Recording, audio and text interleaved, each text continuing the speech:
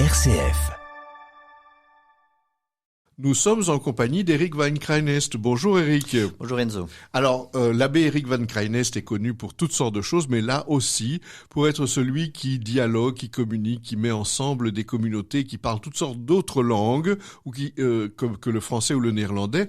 Alors Eric, déjà, personnellement, ça doit pas être facile de rencontrer toutes ces communautés. Au contraire, c'est très agréable et très facile. Ils sont très accueillants, très désireux d'avoir des liens avec l'Église de Bruxelles et ils souhaitent bien sûr se faire connaître leur façon de prier, de célébrer et ils sont toujours très honorés quand on vient leur faire une visite. Ils sont demandeurs de contact, oui.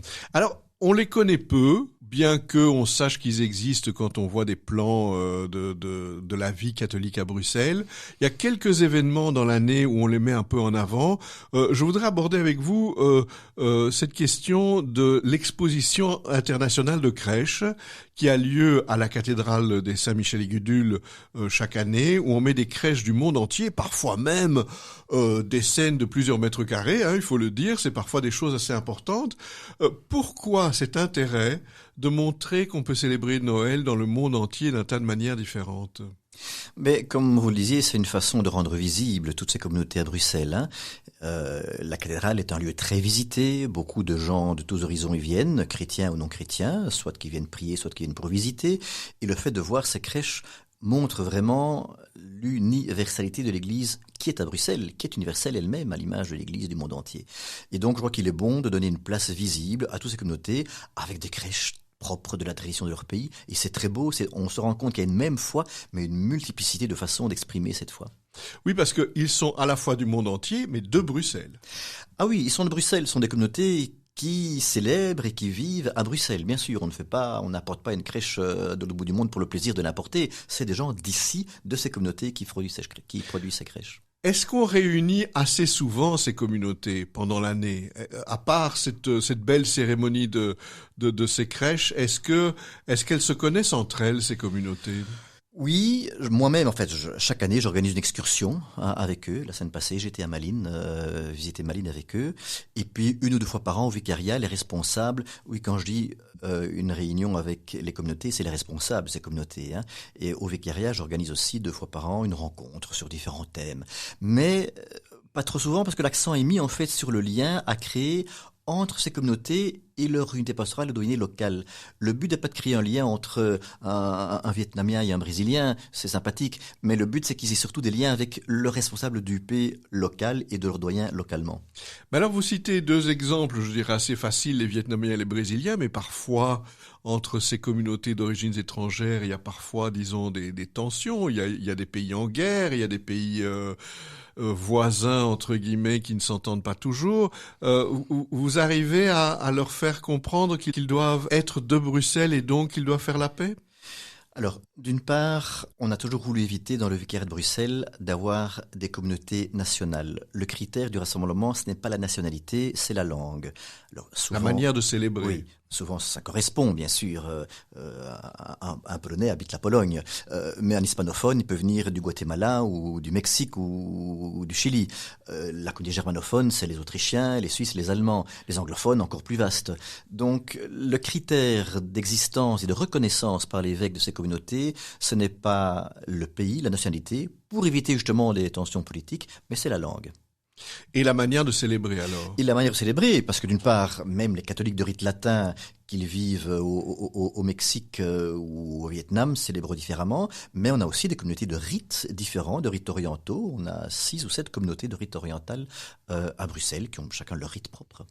Mais ça veut dire que s'il y a une grande célébration, je ne sais pas, à Kuckelberg ou à la cathédrale, souvent elles sont bilingues, ces grandes célébrations en français et en néerlandais, mais est-ce qu'il faut, ou il faudrait davantage tenir compte de cette variété ?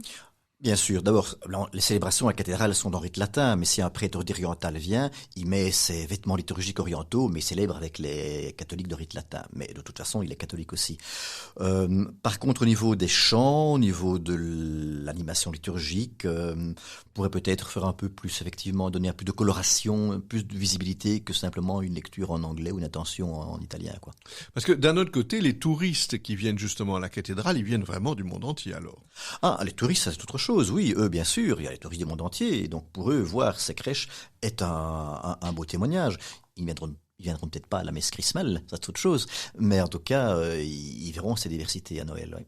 Mais localement, supposons que je vais à la messe en français tous les dimanches matins, ou en tout cas assez souvent le dimanche matin, est-ce que j'ai un intérêt à de temps en temps ou à certaines célébrations mélanger les communautés de différentes langues ou de différentes rites dans ma paroisse? Certainement, rien que déjà pour me faire unité ensemble, et dans plusieurs unités pastorales ça se fait. Hein. Il y a plusieurs paroisses où pour les grandes fêtes liturgiques, Noël, Pâques, Pentecôte, Épiphanie, la Toussaint, on célèbre ensemble. D'abord pour raison pratique, on ne va pas célébrer 2 fois Noël ou 2 fois la résurrection dans la même église, une fois à 17h, une fois à 20h, dans 2 langues différentes, on les célèbre ensemble. Et alors là, il y a beaucoup de traditions qui existent, de partage, de communauté, de célébration avec les communautés différentes. On se partage les lectures, on se partage les chants, on fait un petit feuillet bilingue ou multilingue quand c'est le cas. Il y a parfois 2, 3 communautés dans une même unité pastorale. Donc, et c'est enrichissant parce que les gens sont eux-mêmes contents de découvrir un autre aspect. Il y a toujours des gens qui râlent parce qu'ils comprennent pas tout, évidemment. Le mais je comprends tout en français. Oui, Bon, mais... et a fortiori en swahili ou en vietnamien. Mais alors, ça veut dire, Eric, que d'une certaine façon, s'il y a des choses justement qui viennent de différents pays, de différents horizons, ou parce qu'on est à Bruxelles, parfois même 3 ou 4 générations avant, ce n'est pas mauvais pour ma paroisse, pour ma communauté. Cette variété est quelque chose qui va nous nourrir. C'est enrichissant, ça fait l'église ensemble, ça dynamise, je trouve aussi, ça ouvre et une impulsion à l'existence de l'église localement, dans le quartier. Mais est-ce que ça nous donne un rôle par rapport à la Belgique, par rapport à l'Europe, par rapport au reste du monde? Est-ce que Bruxelles, à cause de cette variété... Bruxelles est une ville internationale, hein. Il n'y a qu'à prendre le métro, vous entendez qu'on fait des annonces en français, en néerlandais et en anglais. Hein. Donc, indépendamment de l'aspect catholique, Bruxelles est une ville internationale. Il y a les institutions européennes, l'OTAN et d'autres organismes internationaux qui drainent beaucoup de gens, plus les gens de la migration économique et plus ancienne qui est là aussi. Donc, dans les faits, Bruxelles est une ville très internationale, avec ou sans l'église catholique. Et donc, elle a déjà cette réputation d'être une ville... il paraît que c'est la ville la 2e au monde avec le plus de nationalités différentes. Hein. Donc, ça veut dire qu'en étant catholique à Bruxelles, il y a une ouverture d'esprit ou il y a une attitude, disons, que je devrais avoir davantage. Certainement, vu que les citoyens, quelle que soit leur langue, qui vivent à Bruxelles, cohabitent dans différentes cultures, ils se croisent en ville, sur les places, dans les transports en commun, fatalement, c'est plus naturel de le faire à l'église aussi. Mais alors, imaginons, hein, Eric, je crée mon site internet, ou bien je fais mon carnet de chant, ou bien je ne sais pas moi, j'imprime les feuillets du dimanche. Enfin, je veux dire, toutes ces activités de base, est-ce qu'elles doivent tenir compte de cette variété? Est-ce que je devrais regarder des dessins ou des refrains ou des manières de chanter qui sont d'un peu partout? Moi, je dirais, il faut faire ça au niveau local, dans une unité pastorale. S'il n'y a pas de communauté vietnamienne dans votre unité pastorale, vous n'allez pas mettre des chants en vietnamien, ça n'a pas de sens. Mais au niveau local, dans les voisinages immédiats de l'unité pastorale, là, faire attention aux communautés pastorales qui partagent nos églises. Maintenant, dans votre célébration particulière de la pastorale francophone dimanche matin, s'il n'y a personne d'autres communautés qui sont là, c'est peut-être pas la peine de mettre des chants d'autres langues. Mais si dans les célébrations explicitement prévu pour être multiculturel, hein, 5-6 fois par an, je citais quelques grandes dates de l'année liturgique, et bien à ce moment-là, bien sûr, il faut prévoir l'infrastructure de support matériel, site, champs, feuillets, qui puissent permettre aux gens de célébrer ensemble.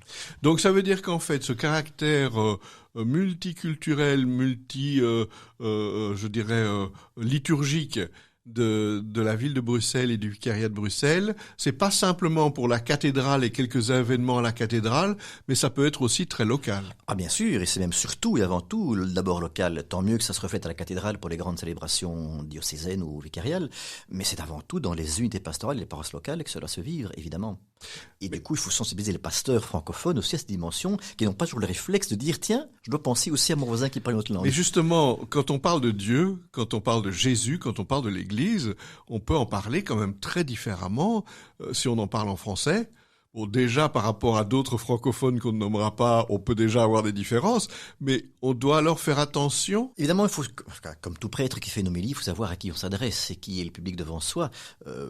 Même, évidemment, j'ai déjà eu l'expérience comme ça d'avoir des communautés dont on parle dans les médias internationaux pour tel ou tel problème politique, j'évite soigneusement d'aborder ces problèmes-là dans mes homélies, parce que c'est pas le rôle, c'est pas le lieu. Je pourrais dénoncer tel dictateur et tel pays, mais j'ai des paroissiens de cette langue-là devant moi, je vais pas aborder ces questions-là. Il y a des gens qui sont pour, qui sont contre, je me mêle pas de ça, évidemment, tout comme je le fais pas pour la messe francophone non plus.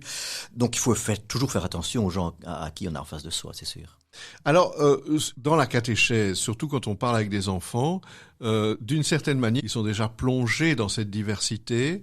Est-ce que ça veut dire alors que, par exemple, le groupe des visiteurs, le groupe des catéchistes, enfin des gens, disons, de tous les niveaux, surtout au niveau paroissial, doit aussi se poser ces questions de la variété culturelle? Oui, et ça c'est un grand défi, parce que c'est facile de faire 3 fois par an ou 5 fois par an une messe tous ensemble, mais c'est dans la vie quotidienne de tous les jours qu'il faut essayer de refléter cela. Et c'est moins facile parce que ça demande un effort permanent et que, vu cette autonomie pastorale, chacun est un peu sur un rail. Alors on peut se rencontrer les rails pour les grandes fêtes, mais il faut essayer de le faire aussi pour des activités plus habituelles. On fait une journée cathé entre francophones, mais est-ce qu'on ne proposerait pas à la cathé de la communauté à côté de moi de participer à cette journée? Les visites de malades, dans les hauts maisons de repos et de gens de toute nationalité aussi. Est-ce qu'on ne pourrait pas demander à quelqu'un de venir avec moi d'une autre langue, visiter aussi? Donc ça demande un effort plus persévérant, je crois, d'arriver à cette conscientisation pour les petits groupes paroissiaux et la vie quotidienne. Alors, nous parlions évidemment avec Eric Van Krijnest de toutes ces communautés qui existent à Bruxelles et qui ne parlent pas nécessairement français ou néerlandais ou qui ne sont pas nécessairement du rite latin et de la richesse qu'elles sont dans notre vicariat de Bruxelles. Merci Eric, à bientôt. Merci.